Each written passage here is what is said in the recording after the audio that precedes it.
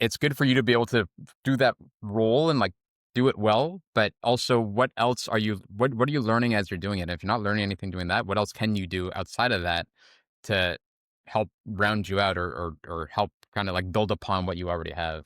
So I think once you build that foundation, you're foundationally strong at your job or as your function or at your function. It's how do you grow from there? What else could you do? And then from what you've been learning, opportunities present themselves.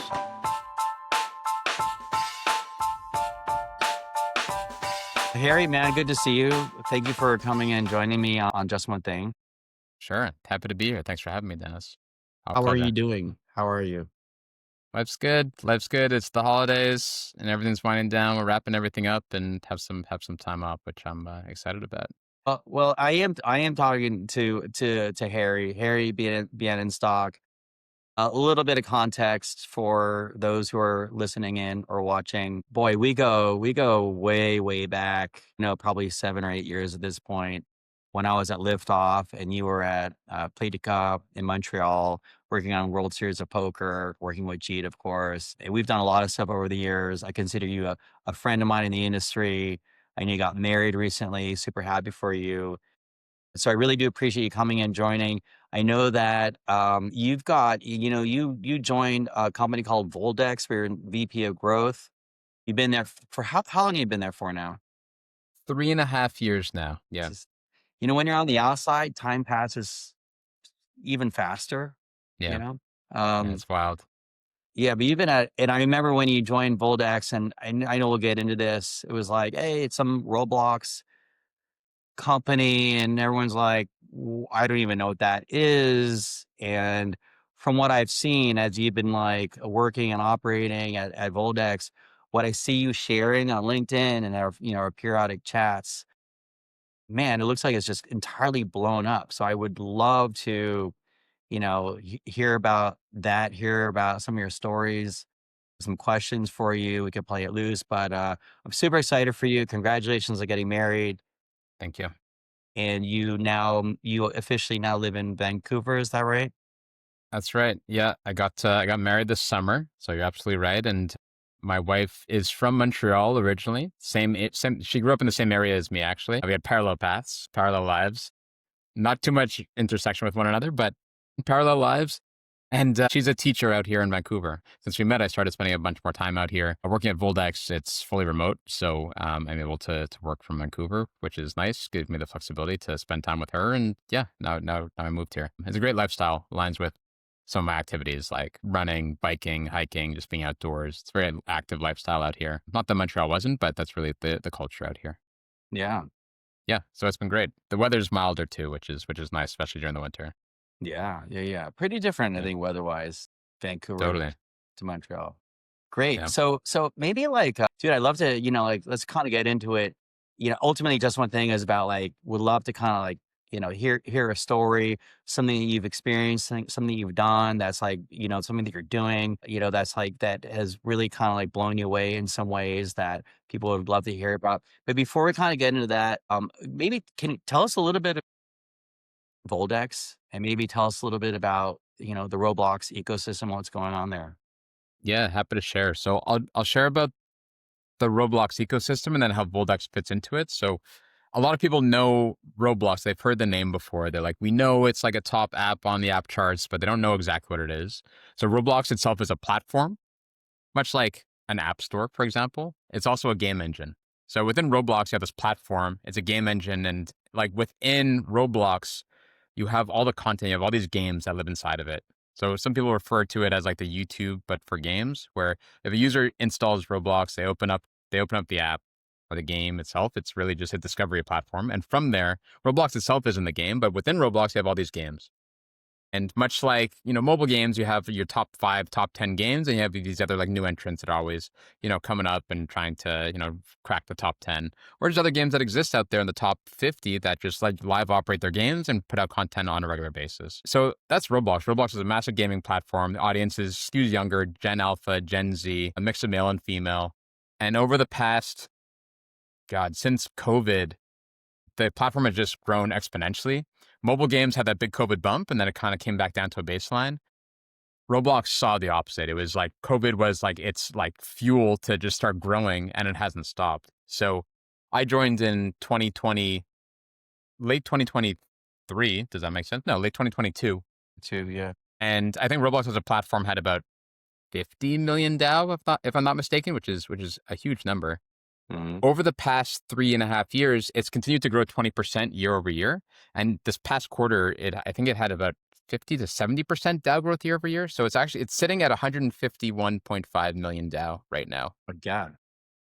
It's just absolutely insane. It's mind boggling. So people don't realize how big of a platform it is and how much it's continued to grow. And like it hasn't shown any signs of slowing down. So that's a big deal. And kind of tying it back to Voldex and where like who Voldex is and why I joined the company. Voldex is a game operator. We own and operate some of the top games on Roblox, including Brookhaven, the number one role-playing game, the number one game of all time on the platform, A Driving Empire, the number one driving game, and NFL Universe, the number one American football game. When I joined Voldex, I saw that. I said, oh my God, I was like, there's so many players playing in these games. We didn't own the current crop of games. We were operating other games. But I said, wow, there's so many players in these games. Like the ability to acquire these users is just incredible. It happens organically versus mobile games, which is mostly paid UA and some organics. And the like the volume, the cost to acquire users is relatively low because it's mostly organic. And then like the value that the players bring in terms of time spent inside your game, revenue that they're generating, it's just a very attractive model for a game operator. So you see now, folks that own and operate Roblox games, sometimes it's, one person, they created a game and it blew up, someone in their teens or early 20s. There's also other professional Roblox studios, much like Voldex, that are out there and like building games or they're acquiring games and operating games. So you see quite a mix on the landscape there. But Roblox is a very healthy ecosystem, and it's a great way, it's a great place to develop, distribute, and operate games. So yeah, so I joined Voldex 3.5 years ago. I saw this platform, I saw the model, and it made a lot of sense to join. Our founder, Alex Singer, he founded Voldex 10 years ago, and he's currently 24 years old. So it goes to show, how much he's done and at a very young age. It's incredible. I spoke to him and I saw, what he was doing here, what he was building. And yeah, I said, let's do it. Let's get on board. So it's been a great time. I've enjoyed the ride. That's for sure. Yeah, I remember I met up with you and Alex, right? Hmm. Without Yeah, in, Yep. Montreal no, in Toronto a couple years ago, and Yes, we had dinner, and he was telling a story about, that's like, "Oh, right. I was, like, 13, and I built a game, and then I bought someone's game for $1,000, and I was able to parlay that into a $5,000, and I bought out another one," and he just kinda kept going from there. It's like, That's right. I'm looking at him with, like, pimples. I'm like, unbelievable. Okay, so let me ask you. So, you were prior to Voldex, you were at Playtica, World Series of Yep. Poker, like running like mobile UA campaigns. Right?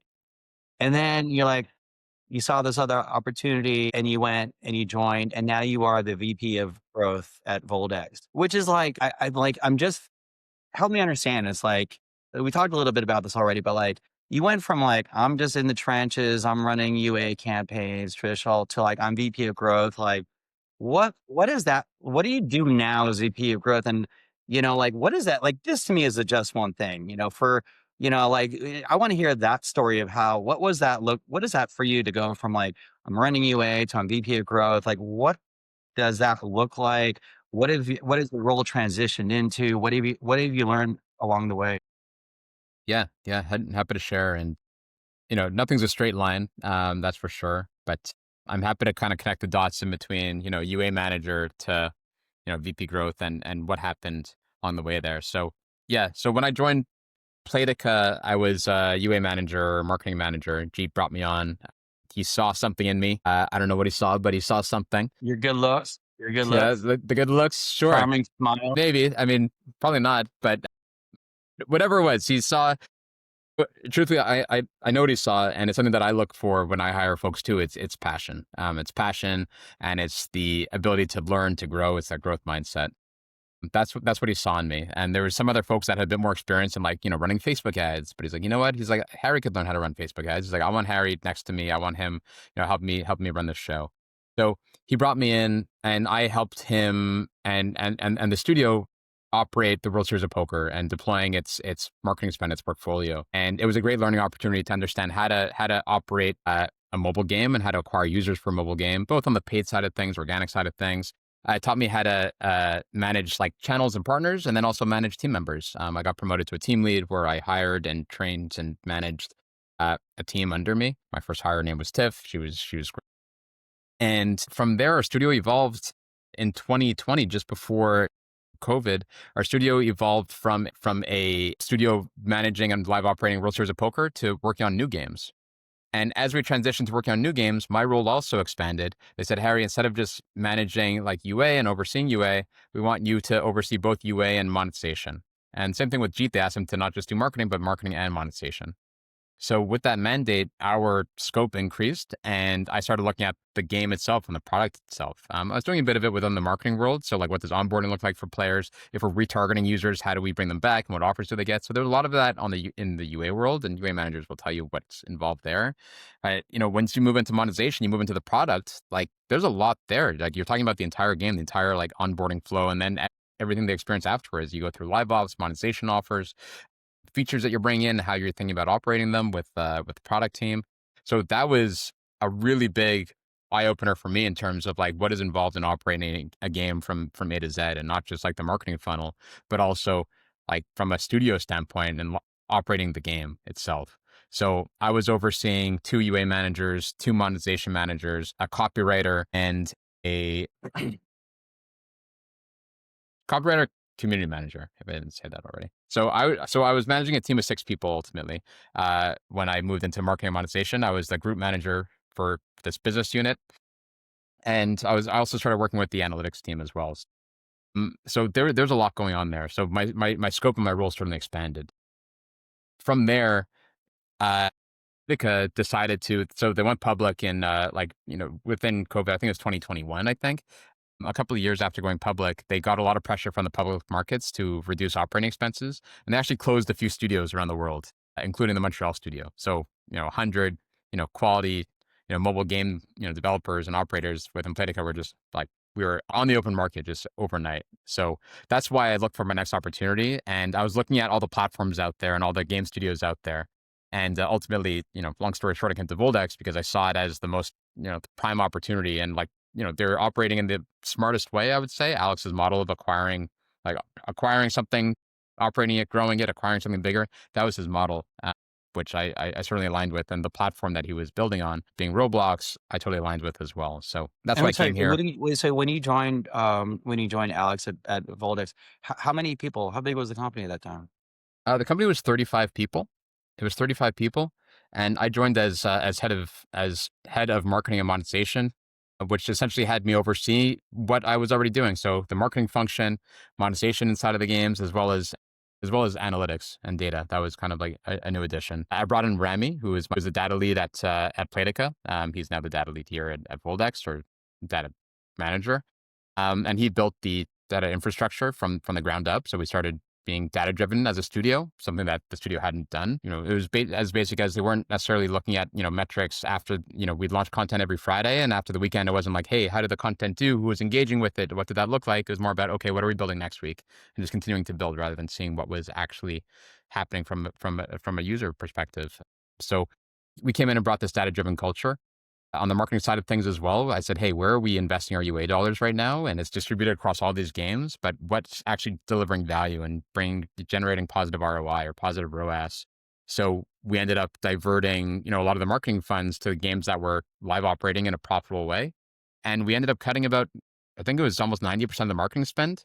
So we cut a ton of marketing spend that was inefficient, and we diverted the resources to efficient channels and started generating a lot more value there. Yeah. And then from a monetization side of things, it was more about live operating. What features did we need? What do we bring into the games? So that was the focus. Over time, we found a need to spend time on folks that wanted to come into our game. So we saw a lot of interest from partners wanting to come in, and brands saying like, hey, we know Roblox is such a big deal. We want to get onto it, or onto the platform in a meaningful way. How do we do that? So I started talking with partners about like, hey, these are our games. This is how you could work with us. And I ended up becoming a big part of my job, which is partnerships and working with brands and working with folks out there to get into our games and show up on the platform. in real authentic ways. So my role transitioned from head of marketing monetization to head of growth, where I was really focusing on like partnerships and marketing as a primary two functions. And now being VP growth, it's been spending a lot of time working with partners, bringing partners in. And the role kind of reflects the work that we've been doing in terms of scaling the company, scaling the business. And then we work with a ton of big partners across Brookhaven, Driving Empire, and NFL Universe. We work with some big brands. We just had some campaigns with NBC Universal, with Lego and the Lego Group. We were with NBC Sports and Peacock. Last year we were with Netflix. One partnership that's been really important for myself and for Voldex in this past year in 2025 has been one with NASCAR, with our game Driving Empire. We actually won a couple of Roblox Innovation Awards for this partnership for best driving game and also best collaboration, which was a really big deal. So the team at NASCAR has been awesome working with Nick over there, and the rest of his team also with Taylor and Mitch and Ali has been really great. And being able to bring a Roblox Innovation Award kind of shows the work that we did inside of Driving Empire and what we were able to bring to the fans of the present and future inside the game has been great. So yeah, kudos to working with them, also to the Driving Empire team for bringing it all to life, and to Roblox for recognizing the great work that was done. So wouldn't want to call them that. A lot of your focus, like, go out and line up these huge brands and bring them into the Voldex Roblox universe. Yeah, this is a big focus of mine for sure. Working with these partners, and yeah, and the marketing function is still an important one as well in terms of how we work with these brands and how they're shown to the users and how they show up inside the game. So working with the game teams in terms of what we're building for them and what that looks like, reporting back the metrics to the partners, and from a marketing side of things also is what are players seeing, how are we communicating that to users inside and outside of the game. So yeah, but yes, a lot of focus on partnerships thanks to the portfolio that our portfolio of games, and then the partners that have come in and wanted to work with us. I want to get some of your kind of closing thoughts on this. Uh, when I kind of relate back to like my career in the 2000s, I was just in LA. I built a marketing agency. I leave, I build my own, I sell it, I raise some money, I go build a SaaS platform that ultimately failed, go to the Bay Area, and here I am now, like looking for like an interesting opportunity. And I found myself very quickly joining a very small early stage startup as CMO, right? And then the career, everything just blew up for me. And people would often people would say like, "What? How do you, how did you do that? How did you get that opportunity in the first place?" And I always believed, I always thought it was like those early days of my career where I'm like coming in, building really early, going, like my own or joining really tiny companies because I personally love building things. That is what kind of like that was the experience that I had that gave me credibility to go and like serious roles and were more opportunity, more fun sometimes. And so like that's my experience. What from your experience, I mean you're living it as well. Like what do you if you had advice or like when you reflect back on, you just like kind of like what was it that got you to this opportunity and what allows you to like continue to like just crush it and scale your own role in your career at Voldex? Like, what do you kind of like? What are the one or two things that that you think about? And go, hey, these are like the ingredients. And if you had advice to someone like early on 6 7 years ago, what would that be? Yeah, great question. So I think it is.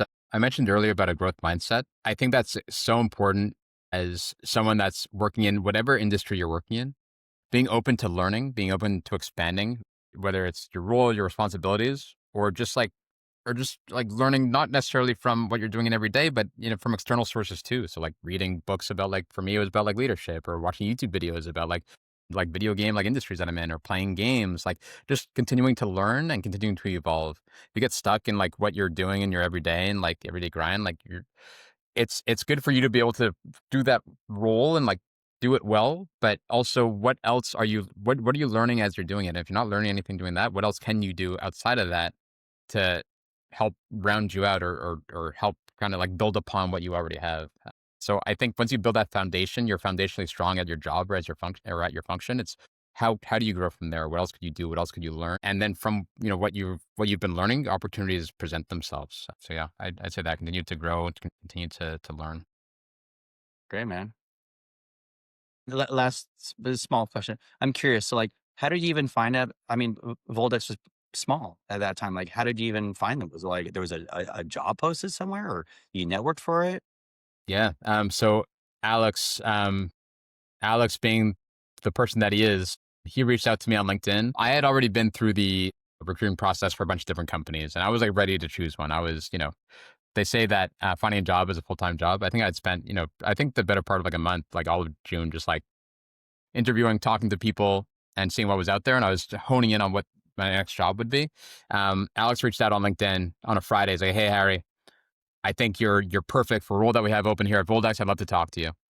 I ignored him. I was done with it starting. I was like starting net new in terms of like a new interview process. So I was like, you know what? I'm not even gonna engage with this guy. There's no chance. And then being the tenacious person that he is, he followed up with me on a Sunday. He's like, "Hey Harry, haven't heard back from you. I'd love to talk to you. I think you're gonna be perfect for for something that we have here at Voldex." And then I looked at his profile a bit deeper. I was like, well, this guy's young, but he's from Montreal. I was like, the least I could do is give him 30 minutes of my time. They were gaming, same industry, same city. So I jumped on a call, and then when I saw what he was doing and building here, I was blown away. So yeah, Oh I man. made the Well, decision good to for you, to dude. join him. I mean, that's like that also takes I mean, a bit of an entrepreneurial mindset. Sure, I mean, if you're like, big time. you're looking at some serious gigs and then you're like, who is this 16, 17-year-old kid? Like, what am I gonna do over there? And like, yeah, to jump at that, dude, it's great. Yeah, yeah. It's It great. was it was a big decision. I think the timing of where I was at in life also, like I was, single guy. I had, I don't have a family, didn't have a wife, so you could kind of like take some more chances or some risks at that time. I saw that as an opportunity. I also spoke to, some folks that I look up to and respect. I spoke to Jeet. He's a good friend and a mentor of mine. And I looked at, risk versus rewards of, what something like this and a newer company and a startup versus a more established. And having come from a more established public company, thousands of employees, I said, you know what? I've done this already. Let me try something else. And if there's a time to take a risk, it's now. So the planets aligned, and now here we are. Great, man. Well, dude, appreciate you coming and joining me, sharing your story. Thank you. Have Yeah. a great new year.